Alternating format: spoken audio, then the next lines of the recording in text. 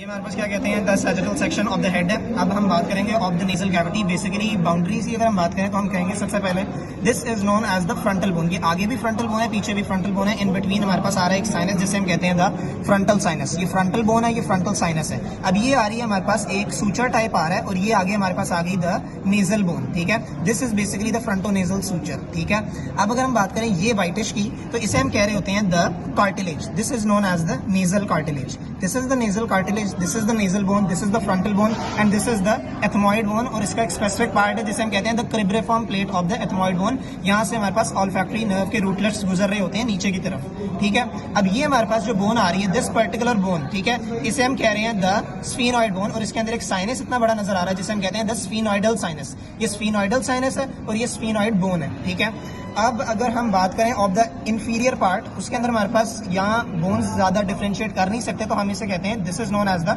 Hard palate, this is known as the soft palate and this is known as the uvula. ठीक है, and this is the tongue. ठीक है, अब अगर हम बात करें, हमने कहा था ये तो आ गया नेजल कार्टिलेज। अब ये जो अंदर से दिस पर्टिकुलर एरिया, ये जो यहाँ से this is known as the vestibule of the nose, the initial most part of the nose कह सकते हैं। ठीक है, और यहाँ अगर एक फोल्ड होता है जिसे हम कहते हैं द एगर नेजाई। ठीक है,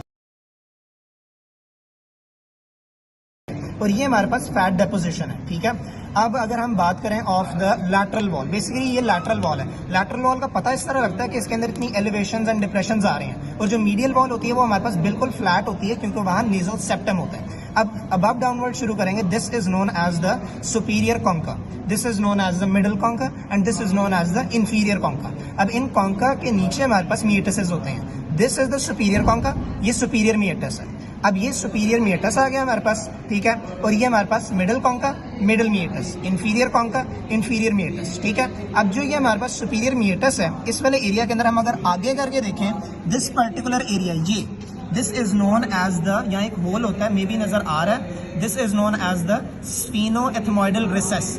आई थिंक दिस इज इट।